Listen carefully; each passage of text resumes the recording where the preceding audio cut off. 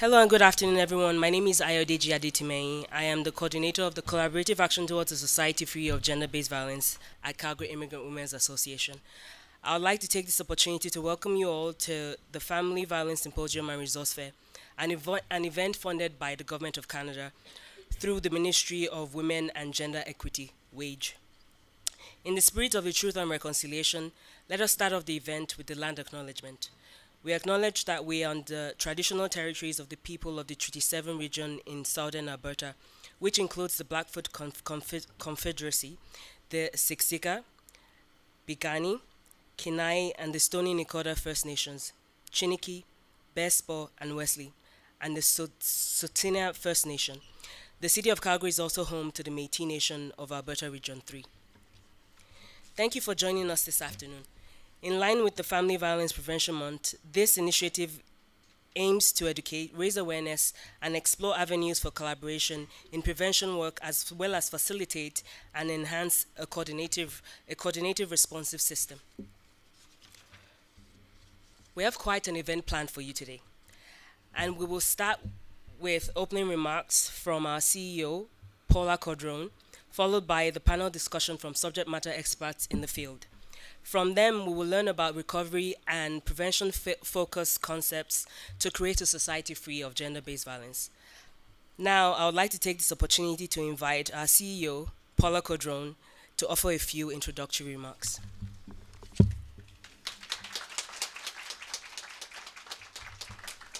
Thank you very much, Ayo, and thank you everyone for being here today. I'd like to welcome you all and thank you for joining us in this event. Since the onset of the COVID-19 pandemic in 2020, increased attention has focused on the issue of family violence and intimate partner violence. Statistics Canada reports that there were 127,082 victims of police-reported family violence, and this is violence committed by spouses, parents, children, siblings, and extended family members in 2021. According to crime statistics reported by the police, women account for about 80% of victims of intimate partner violence. Alberta has the third highest of self-reported spousal violence among Canadian provinces. Calgary Police Services responds to approximately 30,000 domestic violence calls each year, and yet family violence is preventable. Family violence affects everyone, and Canadians collectively spend a lot to deal with the aftermath each year. Today, we are here to explore beyond traditional ways to end family violence and build healthier relationships in our communities. Through CIWA's project, the Collaborative Action Towards a Society Free of Gender-Based Violence, we are working with various sectors in our community to explore beliefs, practices, and attitudes that might contribute to gender inequality, such as defined gender and social norms. And today, we are here to learn from the different perspectives of our panel speakers as to how we can join the collaborative work to end family violence, because each and every one of us can contribute to family and gender-based violence. Today, we would like to encourage everyone in the community to take some time to do these three things.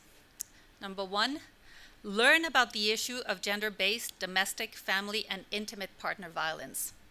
Number two, find out about available resources in the community. And thank you to all our partners who are here today showcasing their work. Number three, find ways to support and be a champion in the community against gender-based violence.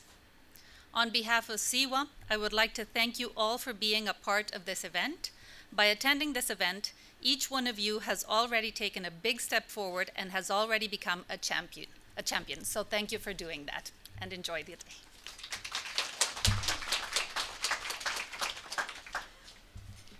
Thank you so much, Paula, for the inspiring words and the call to action.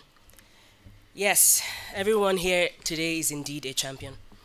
And now I would like to invite one of our case managers and family counselor, Jumana Bastawala, to moderate the much awaited discussion with our panelists today. Thank you. Thank you so much, Ayo. So let us dive into the heart of the event today, and hopefully we can gain some valuable insights from our panelists here. I want to welcome them and also take this opportunity to introduce them to you all. First, we have Gabriela Cartagena with us. She is the executive director. She has a business administration background as well as practical knowledge of social services. She immigrated to Canada from El Salvador when she was a child, and now, through Empavi, works daily to support the most vulnerable population of Calgary and people in need. We're happy to have you today with us, Gabriela. We also have Dr. Jeff St. John with us here. He is the CEO of the Blue Rock Project, a learning and transformation company and founder of the Men and Project. Dr. Jeff works with social purpose leaders and innovators to build creative solutions to complex problems in the community. A passionate social entrepreneur and advocate for men's mental and relational health and non-violence. Jeff co-founded Men and the Men and Community of Practice in partnership with Fear is Not Love to amplify a more useful conversation with men for men. Thank you for joining us, Dr. Jeff. We also have Leah Dimash with us today. She has a BA in psychology and is the team lead for Safe at Home project, which is part of the Rowan House Society in rural Alberta. And she's committed to helping individuals that have used abuse to take responsibility for their action and interrupt the cycle of abuse where it begins. Leah has been involved with program development and delivery for Safe at Home with a focus on creating a curriculum to help individuals understand unhealthy thought patterns and change behaviors. Thank you for joining us, Leah. And lastly, we have with us Fayaz Tilly. He is an Islamic scholar, educator, and Muslim chaplain. He founded Ilm Intensive in 2007 and is currently the Khatib, one who delivers the Friday sermons to congregants. He is also Imam and religious advisor for the Muslim Council of Calgary and serves as a full-time chaplain at the University of Calgary and a part-time chaplain at the Mount Royal University and SAIT. Additionally, he also serves various communities across Canada and USA. Thank you so much for joining us today. Thank you. And it is with immense pleasure that I welcome you today, and I'm thrilled to learn and have a wonderful conversation. Thank you. So let us dive straight into the process. As November is a domestic violence prevention month, I would like to share some statistics. Every 6 days, a woman in Canada is killed by her intimate partner. Indigenous women are killed at a rate 6 times higher than non-Indigenous women. Immigrant women with language, cultural barriers, and lack of economic independence are more vulnerable to domestic violence. Girls are 1.5 times more likely to experience abuse than boys. A research project here at CIWA, Collaborative Action, focuses on addressing these systemic barriers to gender inequality and violence against women through key actions to respond to and support immigrant women recovering from the impact of COVID-19. Some identified activities include addressing harmful gender norms and attitudes, engaging immigrant women to share their experiences, engaging boys, men, and their family members in discussions, and working with targeted ethnocultural communities and religious leaders to develop and implement strategies. Ultimately, this symposium seeks to explore alternative strategies in implementing preventative-focused initiatives. So with that, Gabriela, my first question is to you. From your experience, what are the risk factors contributing towards gender-based violence among immigrant youth? Well, I believe that most youth may be struggling to identify toxicity in their own household, right? Because if you grow up with it, it's kind of difficult to understand what's normal, what's not normal, right? I also think that they may also struggle with vulnerability. Youth often struggle thinking that they're alone, right? I'm alone, I can't talk to anyone about this, I can't tell anyone about this, because especially as an immigrant myself, I think we always see, our parents have sometimes taught us, right, that in Spanish, I'm going to translate it directly to English, like the dirty laundry is washed at home. You don't expose it anywhere else. So that's a very, that's a problem, right? That's a barrier for you to open up to the resources that there are available, right? So that definitely has a lot to do with the vulnerability that they go through, especially in youth. And I think that they also have a lack of knowledge of the resources available. Canada is an incredible, incredible country that just gives and gives. And, especially here in Calgary, we have such great organizations like CIWA and everybody here representing.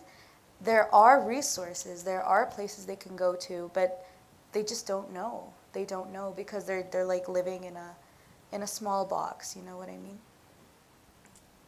Thank you so much. So, based on what you just said, what do you think are some of the culturally fitting ways that we can educate ethnocultural, youth and young people so that they don't fall in that trap, right? Right.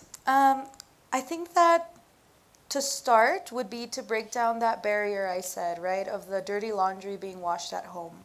We could, through a friend, through schools, through, advertising, help them understand that that's not true, that it's okay to seek help. It's okay to talk about it. It's okay to, to tell someone.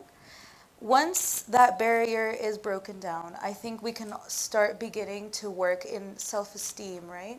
Their self-esteem, in values, showing them what they're really worth. And once you know what you're worth, you know that you're not supposed to live this, right? You don't have to live this, especially in a land of freedom like our country, right? So, yeah.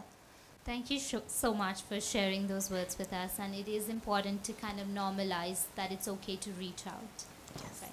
Thank you. Thank you. My next question is for you, Dr. Jeff. Okay.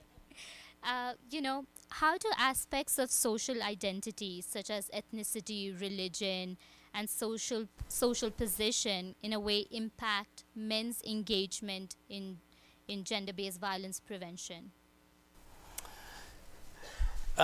So first, I don't know.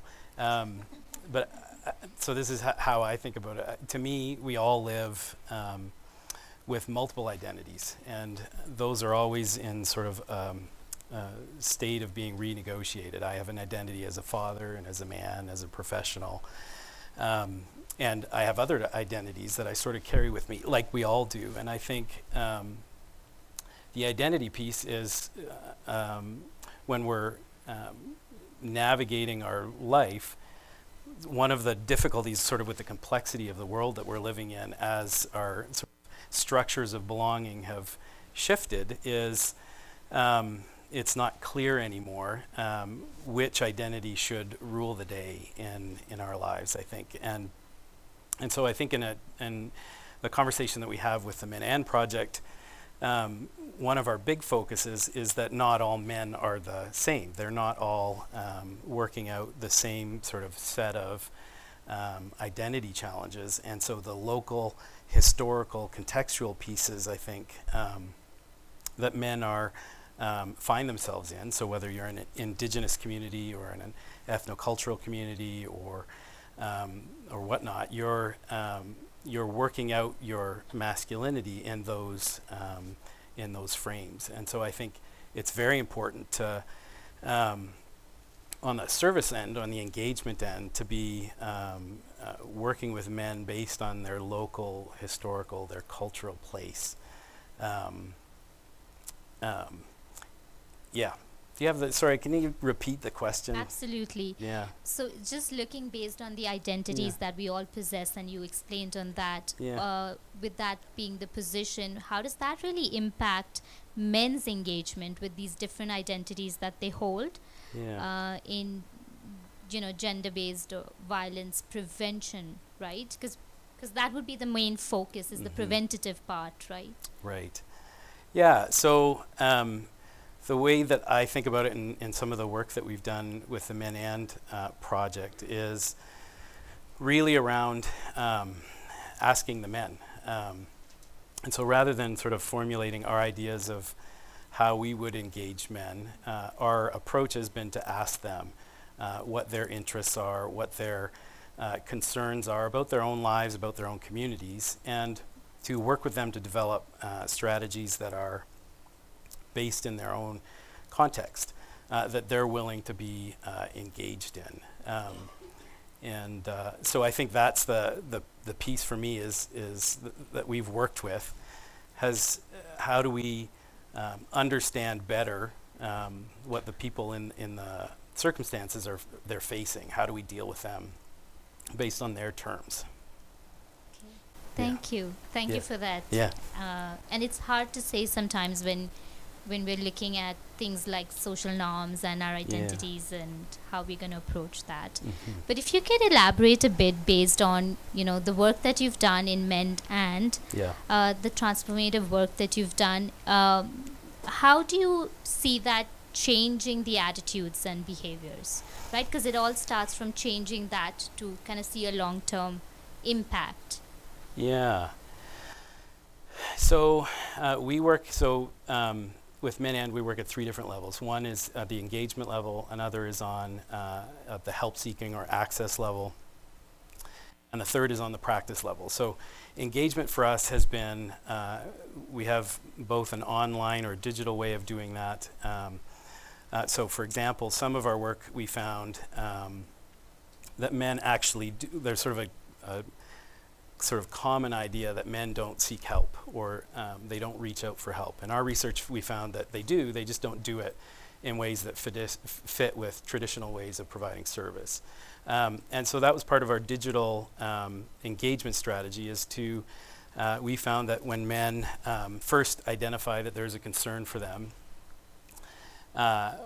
whether it's about their mental health, their emotional well-being, or their relational connections, that there's a 2-year period between when they first identify that and when they actually end up in services or reach out for help.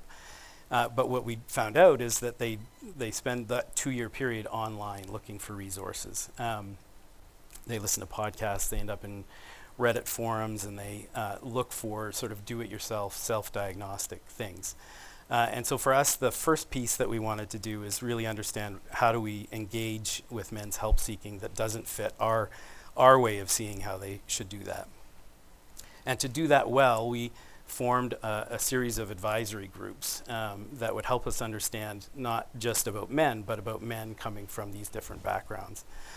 And so what happened, and the reason I tell you that is because what evolved from that is a set of different engagement strategies that were digital and non-digital in person that have created a series of programs and initiatives that are actually doing that engagement work. And so for us, sort of really understanding engagement leads us to the question of, well, what are the types of things, the access points? So we have a 24-hour line. We have a series of, a suite of programs that are not just Fear Is Not Love, but other agencies as well, so that we can stay in that conversation with men about what they think the problem is as we sort of move towards conversations of responsibility and accountability and so on. Well, thank you so much for that explanation. And it seems like Men and is doing an amazing job just trying to meet at that right point of engagement, right? Because sometimes we lose people at that stage itself. before we can provide that kind of support, right? Yeah. So Yeah. thank you so much Yeah, for that. thanks. So my next question is for you, Leah. Considering how, culture can inform narratives about relationships, families, and domestic violence, what are some of the obstacles that you've seen in regards to engagement? And how does your program kind of navigate those?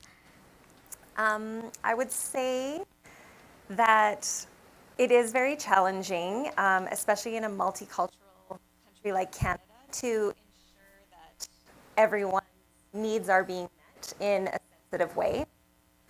I would agree with Jeff in that the most important thing is to ask questions to ensure that we're being culturally sensitive. We don't want to tell anyone what they can or cannot do, but we do want to ensure that everyone in the family is safe and having their needs met. So sometimes it's a discussion about what cultural or religious norms were in the country of origin and how we can compromise to have a healthy relationship that is meeting all of the needs according to Canadian law, but is still sensitive to their original relationship from before coming to Canada. And especially we want to ensure that partners and children are being kept safe and thriving in healthy environments. So working with the entire family is very important. You need to discuss with the individual using abuse what's acceptable and what isn't, but also with the person receiving abuse about how to not accept abusive behaviors, how to reach out and get help if they require it. And then we've also found, as Jeff said, that it's very difficult for individuals using abuse to reach out and get help. It's a very shameful topic, and they're quite often shunned by their communities if they admit that they've done anything wrong. So we need to be very sensitive about how we accept individuals using abuse into receiving services. We need to be culturally sensitive and appropriate, and we need to ensure that they're receiving help in a way that they're going to engage and they're going to remain committed to the process of healing and learning new behaviors. Thank you for that, because sometimes there is that point of view of us versus them, right? That they do not understand where we come from versus the Canadian culture, but having that inclusive approach in a way helps tie things together, right? Could you just briefly explain what Safe at Home does for people who probably might not know? Yes. So Safe at Home is a pilot project. We are funded by WAGE, and it's through Rowan House, which is located in High River. So rather than victims and children leaving the home to enter a shelter when domestic violence has occurred, the person using abuse is invited to leave the home instead. They're set up with a outreach support worker that will enroll them in group education classes about what healthy relationships are, what behaviors are acceptable, and what behaviors aren't acceptable, as well as one-on-one case planning, which allows them to access services within their community to really stop that cycle of abuse where it's starting. And then wraparound supports are also offered to the rest of the family. So the person receiving abuse, as well as children, are offered outreach support services through Rowan House and safety checks, just so that everyone's thriving and doing well. Thank you so much for that. And it seems like, the work that the project is doing is trying to break that cycle of abuse, right? Thank you. And my last question is for you, Fayaz. Considering the influence of faith-based leaders in the community, what efforts and strategies can faith leaders engage in to promote awareness and a positive dialogue about the reality of gender-based violence? Well, first and foremost, I just want to thank all the organizers and for everyone being here. And I think that, is this on? It is. And as someone once said, that alone I can do so little, but together we will do so much. And the fact that we're coming together and having this conversation with experts and educators in making our world a better and safer place, truly resonates. And it sounds cliche, but as a race, united we rise, divided we fall. And we are only as strong as we are united and weak as we are divided. And we live in a world where, if Qatar sneezes, we catch a cold, right? And the reason why I'm saying this is that whether it's faith leaders, whether it's political leaders, whether it's these amazing organizations which are before us, if we don't understand the multidimensionality of the human being and some of the nuances that they have, whether it be religion or gender roles or culture, we won't get anywhere. I like the shift to stop violence before it starts, and I also like action dignity. I like it all, to be honest with you, but I only have a couple of minutes here. An ounce of prevention is better than a pound of cure.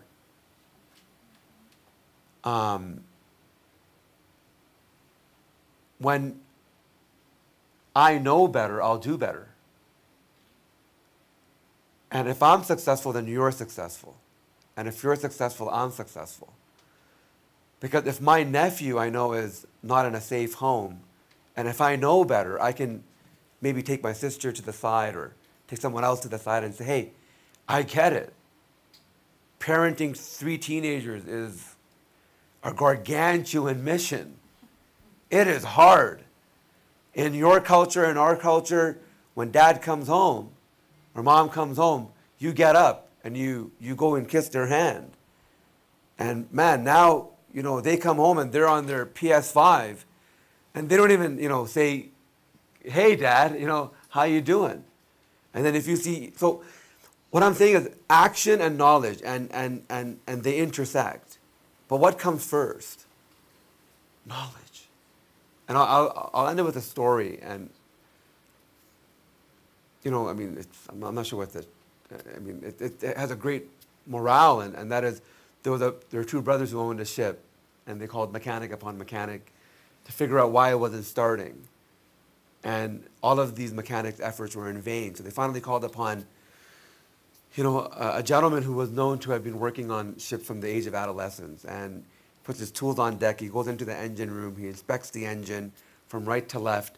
He goes back up on deck. He pulls out a hammer the size of this antenna, and he, taps the pipe 3 times, and he says, boys, start your engine.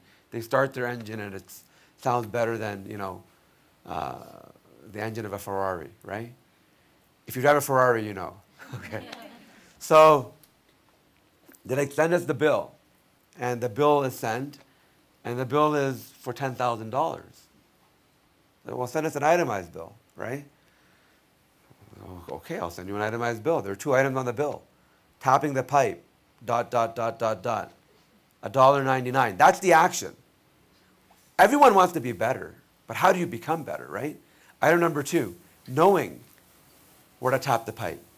$9,998.01. So those are some thoughts that come to mind. Thank you so much for leaving not just the panelists, but everyone in the audience with this thought-provoking example. And hopefully we can use that knowledge to do better in the community and with better collaboration. Yeah, I think we're all on one team. I like what is it Jeff? Yeah. I like what Dr. Jeff said. He said where there is fear, there can't be love.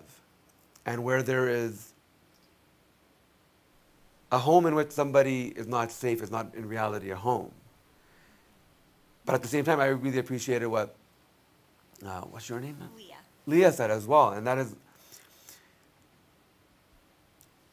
sometimes we focus on the survivor of violence, and that's absolutely important. But if we also use some of our resources to focus on a person who's made poor choices and hating the deed and not the doer, hating the sin and not the sinner, being less judgmental, being a caller towards good and not a judge towards good, I think if we can create also a safe space for those who are, because we don't know their struggles, for those who are resorting to maybe violence, because that's the only thing that they're mirroring, because maybe dad and mom, and like you said, in Spanish, the dirty laundry only gets washed at home. That's the only thing they know. So to be very honest with you, I feel sympathy and empathy for both the survivor of violence, but also for the person who is perpetrating this violence, because there are far greater chances that this person was a witness or a survivor of violence not too long ago as well. Yeah. Thank you so much. You're welcome. Sorry if I that was a bit too long. I think this was a great way to kind of end our panel discussion here, and I would like to leave the floor open for anybody who has questions for any of the panelists. My question is like how we can create a space, whether the faith-based audience will be more receptive and open to greater understanding of the issue, and how to support those affected better. Well, I think maybe a decade or two ago, topics such as domestic violence, gender roles were somewhat, mental health. There were a lot of stigma around these topics.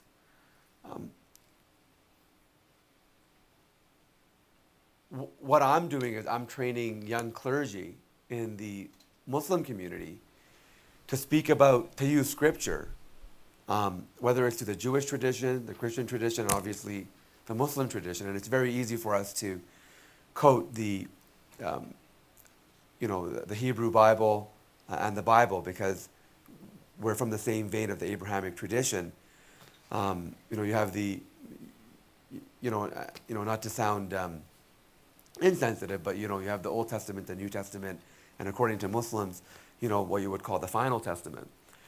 And to use quotes and stories, from our tradition to not only highlight and educate, but to empower everyone, whether it's children, whether it's the dynamic between the child and the parent relationship, or the partner relationship, that there's always a better way to respond. There's always a better way to learn how to emotionally regulate, right? To communicate. Anger in itself is not even a bad, anger is not necessarily a blameworthy trait. If we wouldn't get angry, if God forbid, if someone were to come in here wielding a baseball bat, I'd expect, our ladies and gentlemen in blue to get angry and to obviously prevent, and adrenaline would come to them, and they would obviously take action, and they would prevent that person from vandalizing or harming anyone here. But when you regulate your anger, for example, in all faith traditions, they said anybody can get angry. Anybody can get angry. But getting angry at the right time, in the right degree, for the right purpose, with the right intention, that takes strength. That takes courage. That takes knowledge. That is empowerment. So anger is fine. Every human being gets angry. But how do you manage that anger? How do you mitigate the unintended consequences of your emotions? So this is where I think, Scripture is so beautiful, and community, whether like I'm an imam, but faith-based communities. There is no faith which promotes violence. There is no faith which promotes hate, right? So this is where I think we need to train the clergy. We also need to train the administrative volunteers of our mosques and our synagogues and our churches, that not only should symposiums like these happen at the Calgary Immigrant Women's Center, but the mosque next year should be approached by the Calgary Women's Immigrant Center, and this exact same symposium should be held in a mosque, and then a synagogue, and then in a temple, right? And then in a church, and then on campus. And I think if we do that as a community, maybe faith could also lead the way, for those who subscribe to faith. And for those who don't subscribe to faith, just our universal human values can also, create a framework as well. So, yeah, those are key questions.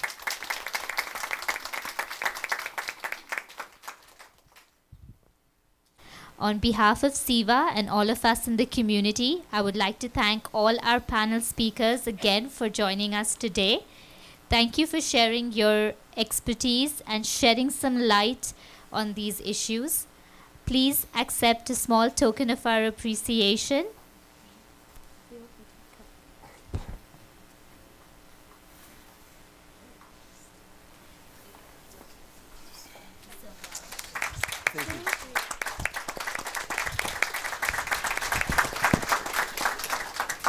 And finally, I'd just like to say one thing. Thank you for trying to change the narrative and being part of this visionary work that each one of you are doing and everyone out there is doing. Thank you so much.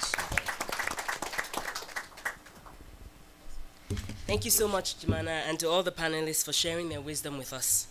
We appreciate the time you took to spend some time with us today and to support us and to support the cause. Thank you so much. Now we'll move to the next part of the event. So we're also here to share in ways that CIWA's coordinated responses to provide mental health awareness and healthy relationship supports immigrant women that are impacted by gender-based violence in their support to recovery.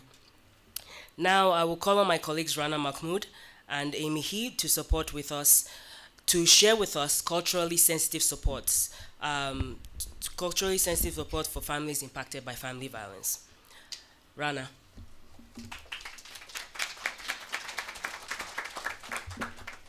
Hello, my name is Rana Mahmoud. I'm an outreach counselor for the Victim Support Outreach Program.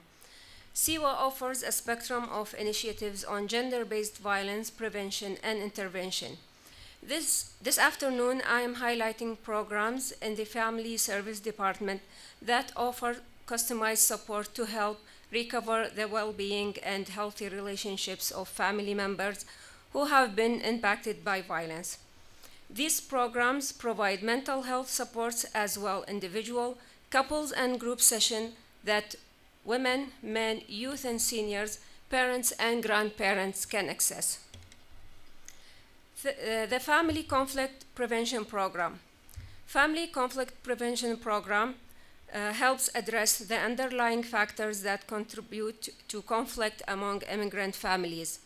Our family counselors provide first language supportive counseling that supports families through various challenges that impact their relationships with each other. Family counselors help family members address their individual challenges and experiences that may cause issues around anger management, self-esteem, trauma, and many more. Additionally, our case managers work closely with Calgary Police so that families impacted by domestic violence can access support that are appropriate for their circumstances. Victim Support Outreach Program. Victim Support Outreach Programs offer services throughout Calgary and surrounding area. so that women, youth, and families experiencing family violence can easily access the support they need. We work in a partnership with Alberta Children's Services, Calgary region, as well as many community organizations, helping immigrant women and families work towards healing and recovery. Cross-cultural parenting program, post-conflict program. Cross-cultural parenting post-conflict program spoke within CIWA's Family Resource Network Hub. Helps strengthen parenting skills so that new Canadian families can provide nurturing environments where their children aged 0 to 17 can thrive. Customized learning modules exist for parents with teens, fathers, and culturally diverse groups. If you would like to learn more about these programs, please feel free to contact me. Thank you. And I would like to call on Amy He. Thank you. Thank you, Rana. Hi, everyone. My name is Amy, and I am the coordinator of Social Recovery and Wellbeing for Immigrant Women program at CIWA. CIWA also offers mental health supports for immigrant women and girls.